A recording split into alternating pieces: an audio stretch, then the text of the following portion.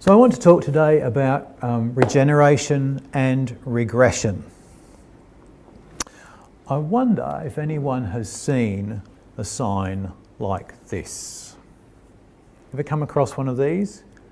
It so happens that I came across one of these first when I was travelling up to Queensland a couple of years ago.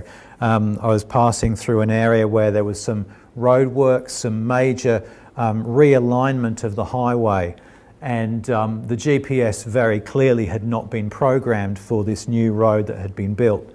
Indeed, if I was watching the GPS, I would imagine I was flying over a river here and there at various times.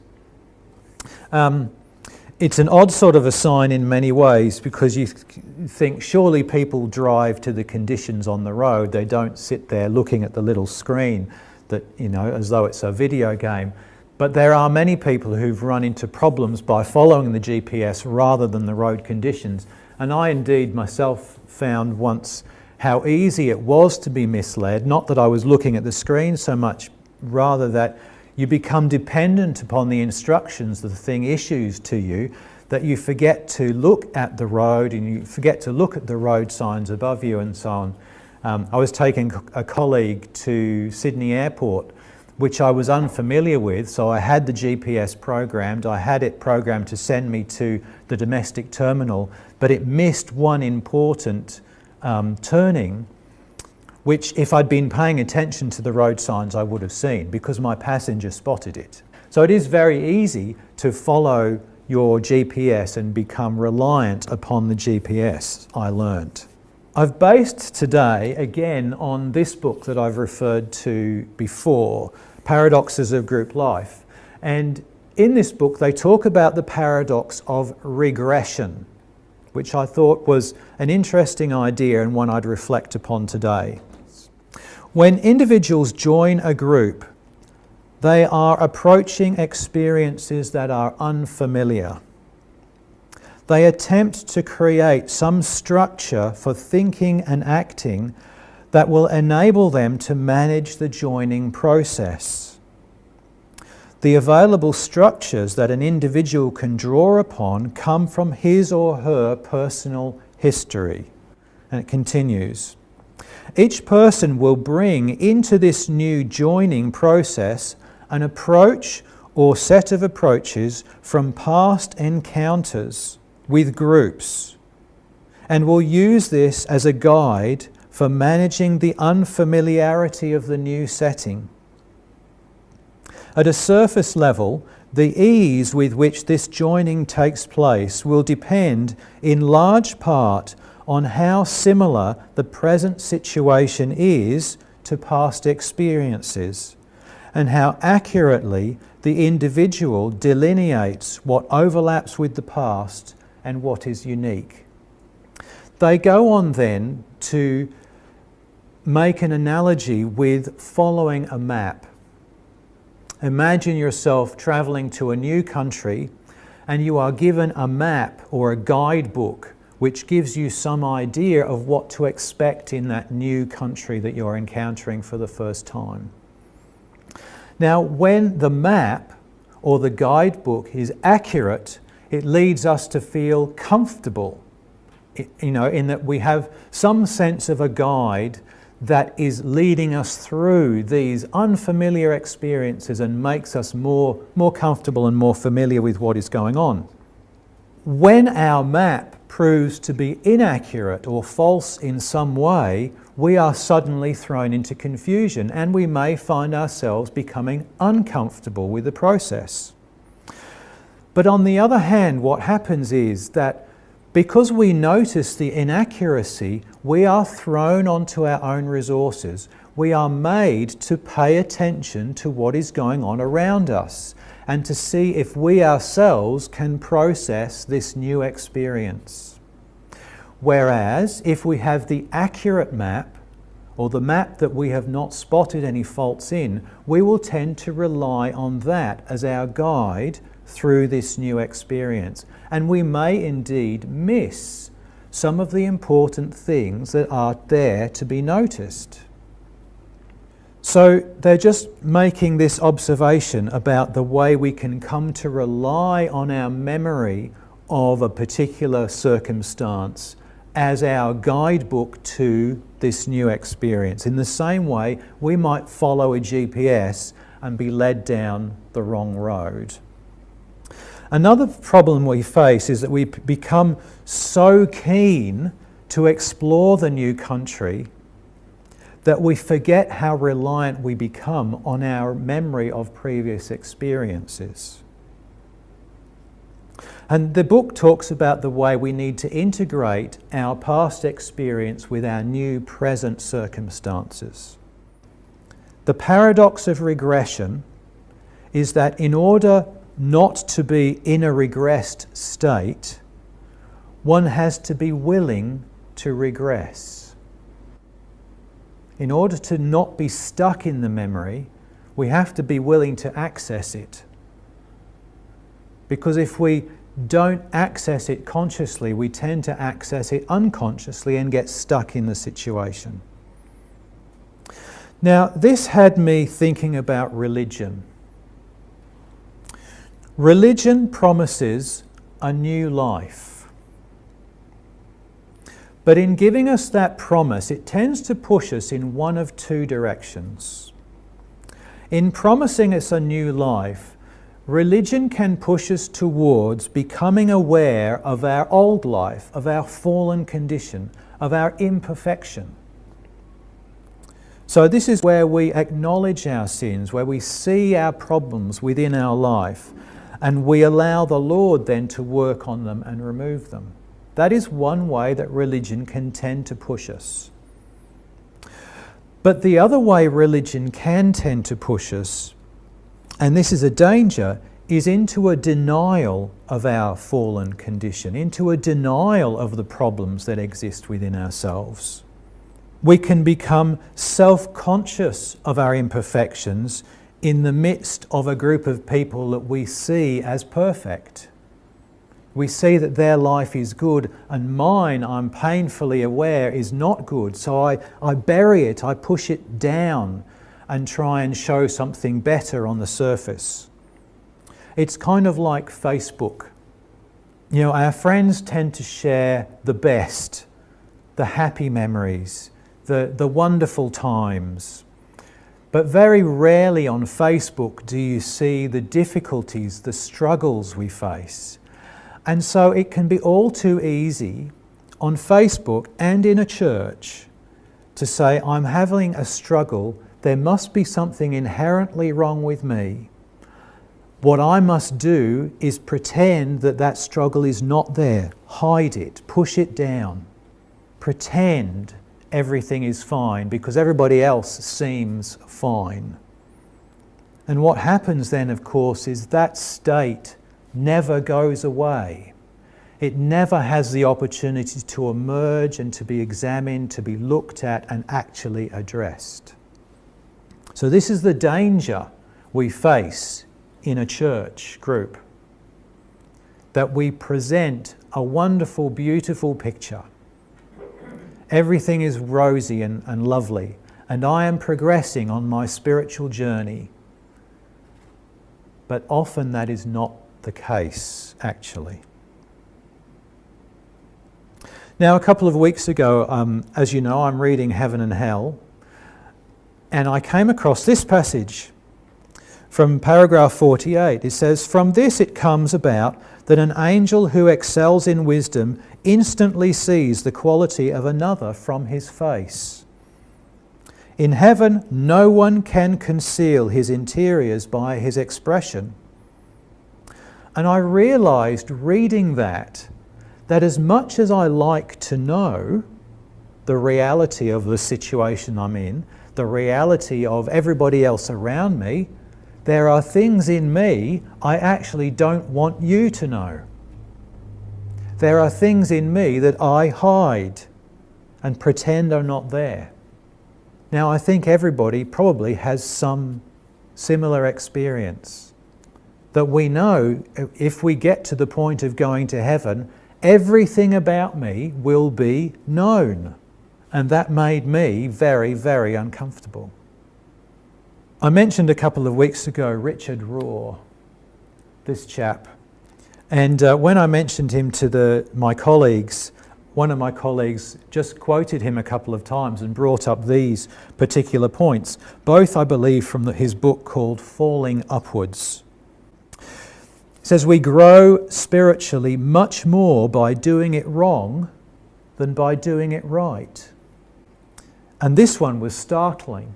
I do not think you should get rid of your sin until you have learnt what it has to teach you. Indeed, what I'm going to suggest to you today is you are unable to get rid of your sin until you have learnt what it has to teach you. I want to dive back into our two readings that we had earlier. First of all, the prodigal son. I think everybody knows this story. It's been repeated many, many times. And you can put yourself in the shoes of each one of the characters in that story. If you're a parent, you can put yourself in the shoes of the father. Watching your children grow and watching them go their different ways through life. You can imagine your disappointment at the son who says, give me everything and I'm going to go and leave my own life in my own way and spend it all and waste it. You can see how that might play out, and you can feel the disappointment. You can feel the joy of the return of that son. You can put yourself in the position of that son, that younger son, who takes all of his goods and goes off and spends it all. And you can put yourself in the position of the older son, who stays at home, does his duty, does everything that he's told, never raises any questions or makes any problems, and the resentment that he feels at this younger son, this upstart, coming back and suddenly his presence is celebrated and you feel perhaps left out. The older son, and I have to say I relate much more to the older son. I don't know how your life has played out. I tended not to rebel.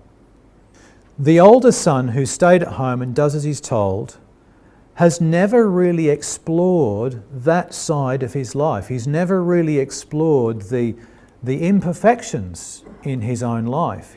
He hasn't really looked at it very carefully. It's kind of got hidden by the fact that he stayed at home and he does what he's told.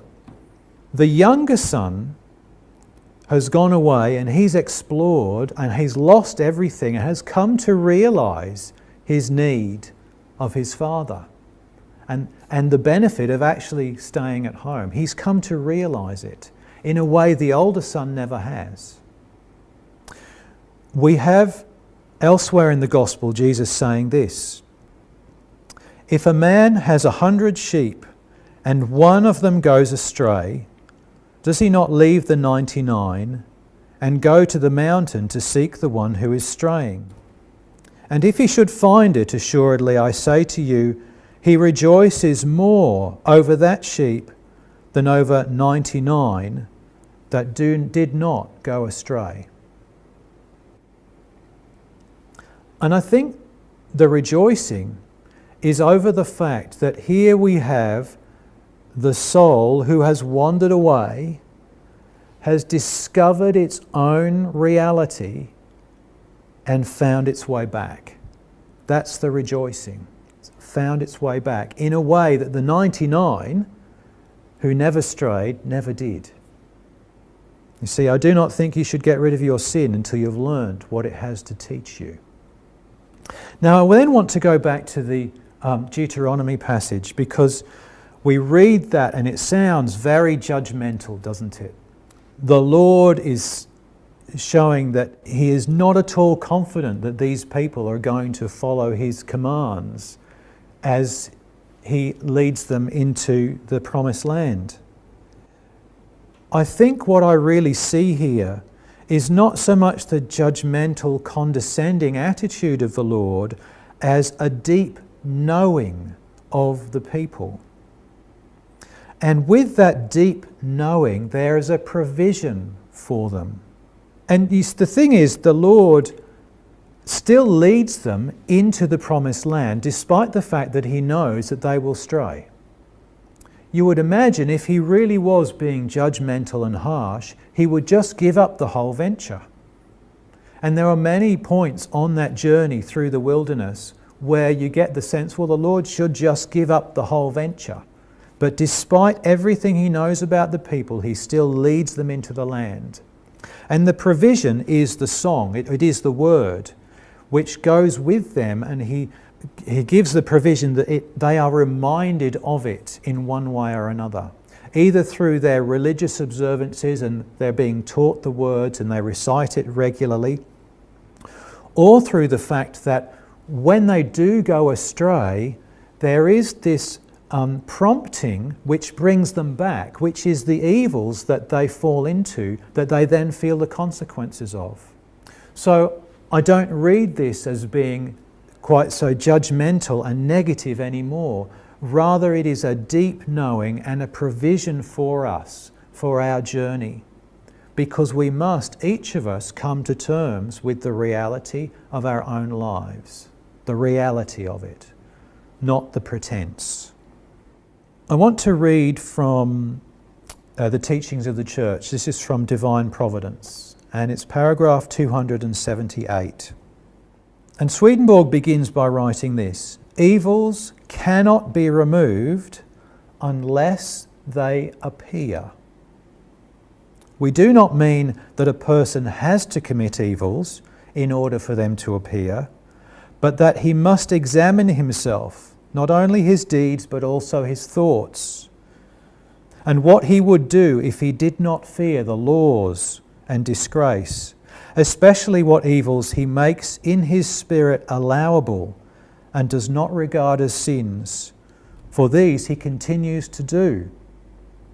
To enable a person to examine himself, he has been given an intellect, and this separate from his will, in order that he may know, understand and acknowledge what is good and what is evil, and may also see the character of his will, or what he loves and what he desires. For a person to see this, his intellect has been endowed with a higher and lower thought, or an inner and outer thought, that from the higher or inner thought he may see what his will is doing in the lower or outer thought. He sees this as someone sees his face in a mirror, and when he does and knows what sin is, he can, if he implores the Lord's aid, stop willing it, refrain from it, and subsequently behave contrary to it. If he cannot do this readily, still he can overcome it through struggle, and at last become averse to it and abhor it. Moreover, for the first time, he then perceives and also feels that evil is evil and good, good, and not before. I had a conversation with someone a few days ago, and this person was just reflecting on the spiritual writers that he enjoyed reading, and particularly those that he admired. And he said something along the lines of, "Isn't it a pity that I admire particularly those men and women who have strayed away from the message and then come back to it? You would think that you would be better to read those who'd always been faithful to the message." And he said, well, this is why I admire Swedenborg, because he lived a natural life. He spent many years, decades indeed, in natural sciences and natural study. And then in the middle of his life, latter half of his life, comes back to spirituality and explores it so much more deeply. I can think also of the figure of Angry Anderson. Does everybody know Angry Anderson? Yeah, the lead singer of Rose Tattoo, who spent years, smoking pot and drinking and doing all sorts of things, but credits, I believe, Philip Groves with his saving his life, really. So here's someone again who spent many years indulging in natural pursuits, only to discover how negative and destructive they were, and to be brought back to a true understanding, brought back into a more spiritual sense of life. The thing is, that is the true path. It is the path of the prodigal son, to go and explore the natural aspect of life and to understand that it is empty on its own, to be then brought back into balance and appreciate the spiritual side of life. Now, as Swedenborg says, we don't need to go out and smoke pot and drink alcohol to do it. We don't need to commit evils. What we need to do is see them in our own life. So it's a different approach. But it's not the approach of the older son. The older son is the one who is the Facebook church. He is the one who puts on the appearance and never really looks very closely at his own life. He's just busy doing what he's told, being obedient. Our job is to explore the natural side of life, to see how empty it can be, and from that then to come back to the Lord and understand the true nature of life. A couple of examples just to finish off. How do you get a weed-free garden? Well, you do it by going and looking for weeds, don't you? Because only by going into your garden, looking for weeds, finding them and uprooting them, will you have a weed-free garden. If you go into your garden and think, oh, it's a wonderful garden and it's free of weeds, and then you go straight back into your house, what will happen? You will have weeds in your garden. You may well believe it is a weed-free garden, but there they will be. The same is true with playing a piece of music on an instrument. We learn the piece of music first of all, but then how do we perfect it? We perfect it by going and looking for the imperfections and by working on those. So being very specific in our attention. And as we work on each one and conquer that each issue, then the piece becomes more and more perfect. And our life is the same. We need to take the opportunity to look at our lives openly, honestly, and in detail, to notice where those imperfections lie, so that we can then turn to the Lord and, with His help, remove them. So, your challenge for this week is examine yourself. See what is truly present in your life, and then turn to the Lord and bring that to Him.